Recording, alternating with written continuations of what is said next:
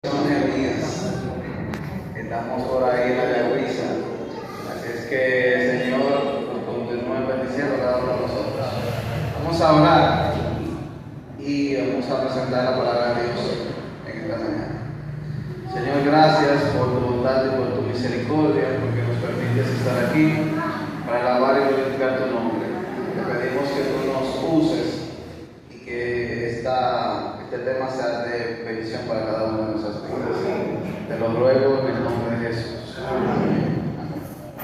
Bien, a la cita bíblica que leímos, tomada del libro de Nehemías, capítulo 8, versículos 8 y 9, nos habla de un evento muy especial que pasó en el tiempo de Nehemías, y fue el redescubrimiento de la palabra de Dios, de la ley de Dios. Y dice: y leían en el libro de la ley de Dios claramente, y ponían el sentido de modo que entendiesen la lectura. Tomando eso en cuenta, vamos a hablar un poquito de la historia del pueblo de Israel, y vamos a conocer unos personajes muy interesantes. Y hemos titulado este tema El verdadero reavivamiento. Ustedes saben que cuando Dios instituyó el pueblo de Israel, el pueblo no tenía reyes. Lo que tenía eran los sacerdotes y los profetas. El sumo sacerdote tenía en su vestidura unas piedras que eran el Urim y el Tumim.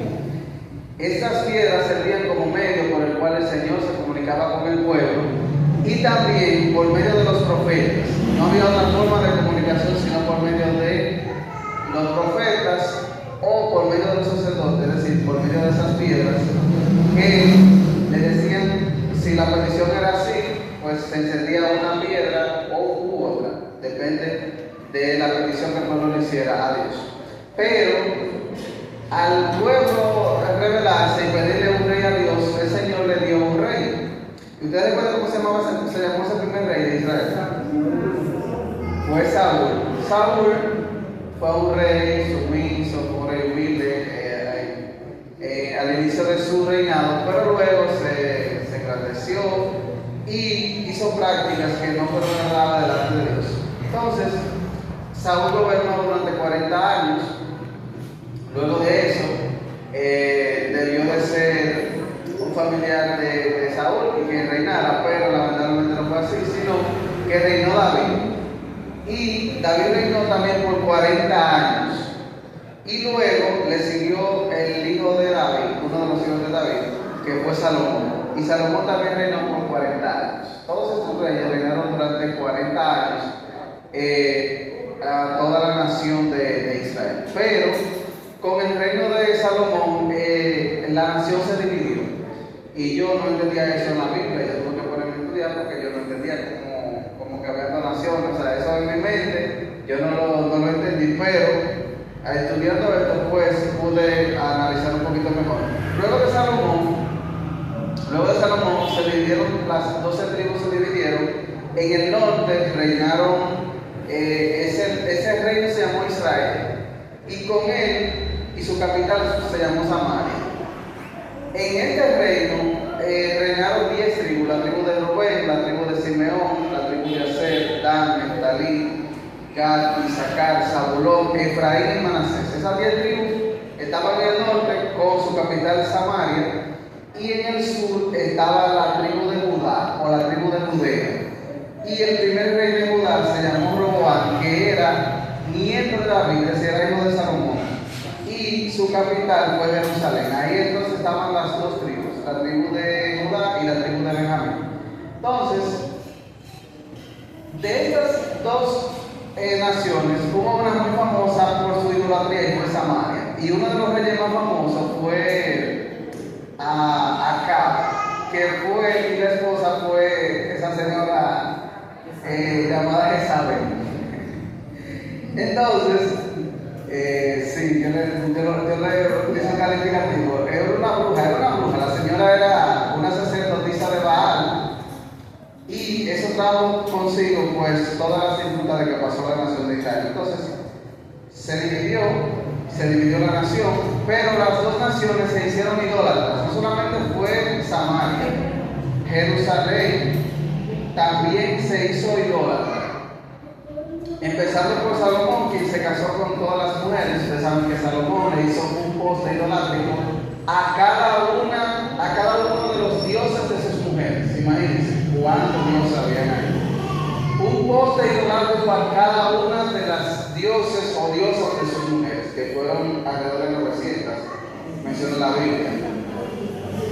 Entonces, el norte se apartó de tal manera de Dios, es decir, la nación de Samaria se apartó de tal manera de Dios, que terminaron en una apostasía tan fuerte que Dios les dio su protección y fueron exterminados en el año 722 por mano de los asirios. Entonces, con este cautiverio y esta destrucción, el reino de Samaria desaparece de la historia bíblica y del mundo. Es decir, ellos fueron esparcidos y no se supo nada más de ellos. Ahora, yo quiero que nos detengamos en la tribu del sur. La tribu del sur se llamó, como decía, Judá o Judea, y uno de sus reyes fue Ezequías. Y vamos a leer parte de la historia en Segundo de Reyes, capítulo 18, versículos 1 hasta el 7. Ezequías era hijo de Ahaz y comenzó a reinar en Judá a los 25 años. Cuando Oseas, hijo de Elá, tenía ya 3 años de gobernar en Israel. Antes de continuar la lectura, yo estoy leyendo en la traducción en lenguaje actual. Quizás cuando usted esté leyendo su Biblia, no va a decir la misma palabra, porque estoy utilizando otra versión de la Biblia. La capital de su reino fue Jerusalén. Estoy leyendo acerca de Ezequías. Y su reinado duró 29 años. Su madre se llamaba Abí, hija de Zacarías. Ezequías obedeció a Dios en todo, tal como lo había hecho su antepasado David. Quitó los pequeños templos de las colinas en donde la gente adoraba a los dioses y destruyó todas las imágenes de Astarte. Astarte es un nombre muy interesante, tenganlo pendiente por ahí porque les voy a hablar un poquito de quién era Astarte. También hizo pedazos a la serpiente de bronce que había hecho Moisés, porque los israelitas la trataban como a un dios que le quemaban incienso y le llamaban Neustán. Es decir, la gente se había vuelto tan idólatras que la serpiente que Moisés había levantado en el desierto, ellos seguían adorándola todavía. La seguían adorando todavía, la serpiente que Moisés había levantado en el desierto. Entonces Ezequías confió en el verdadero Dios de Israel. Ni antes ni después hubo en Judá otro rey como él. Siempre fue fiel a Dios y obedeció todos los mandamientos que Dios le había dado a Moisés. Por eso Dios siempre lo ayudaba y permitía que le fuera bien en todo. Entonces Ezequías entra a su reinado, quita todos los dioses idolátricos, vuelve la adoración a Dios, pero como todo tiene un principio, todo tiene su fin. Ezequías le llegó el momento de la muerte. ¿Y ustedes recuerdan lo que pasó en ese momento?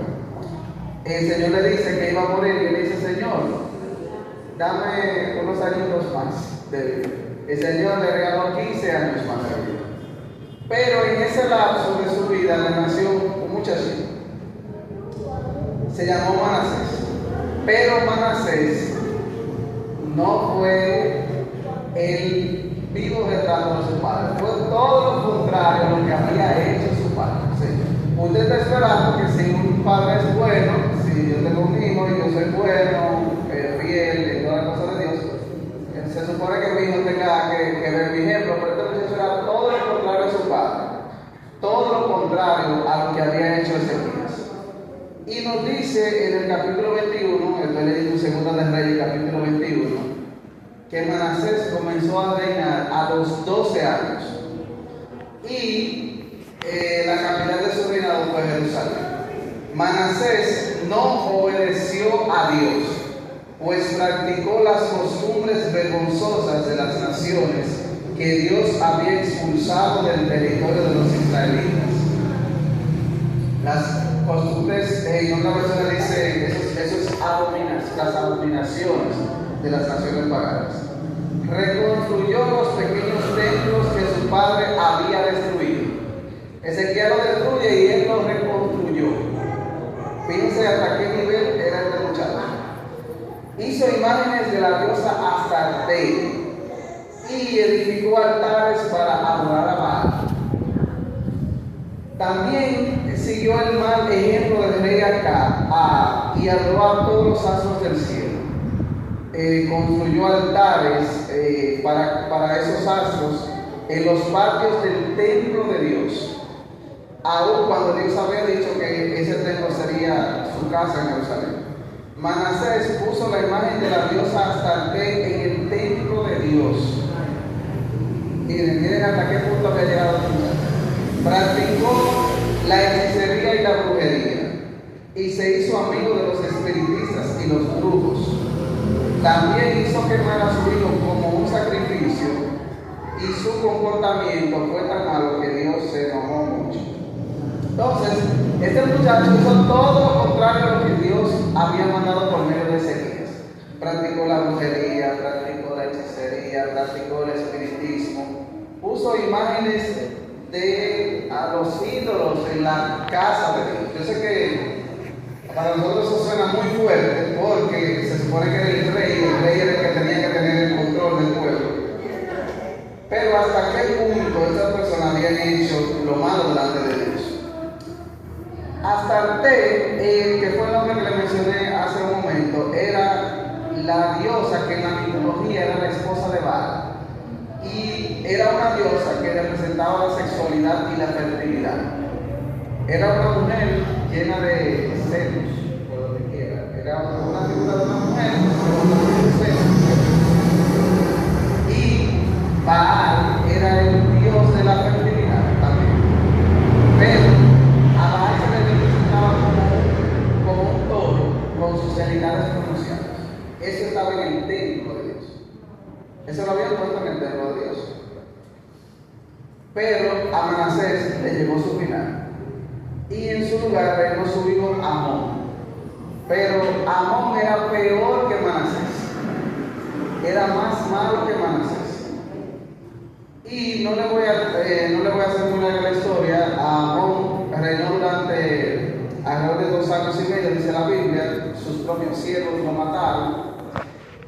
Y cuando en los tiempos de Amón y en los tiempos de Manasés, eso fue tan fuerte que el servicio de Dios había sido descuidado y el culto a los dioses había proliferado de una manera muy intensa. El lugar santo y el lugar santísimo lo habían tomado como un depósito de basura. El lugar santo y el lugar santísimo, en los tiempos de Manasés y en los tiempos de Amón, era un depósito de basura. Esto estaba lleno de imágenes y un depósito de basura. Y dice, pero ¿cómo, hasta qué punto ellos habían permitido que la adoración a Dios se hubiera destinado a de esa forma? Pero por eso me gusta la palabra de Dios, porque la palabra de Dios no pasa paño tibio a las cosas. Dice, pero es fuerte lo que dice la palabra de Dios, pero el Señor nos deja esas historias para que nosotros tomemos conciencia. Porque si hubiese sido otro, dije, no, pero esas historias no se pueden poner en la Biblia porque eso es muy fuerte, como que en el templo de Dios iban a colocar esas imágenes o iban a decir de tal forma lo que hicieron esos reyes.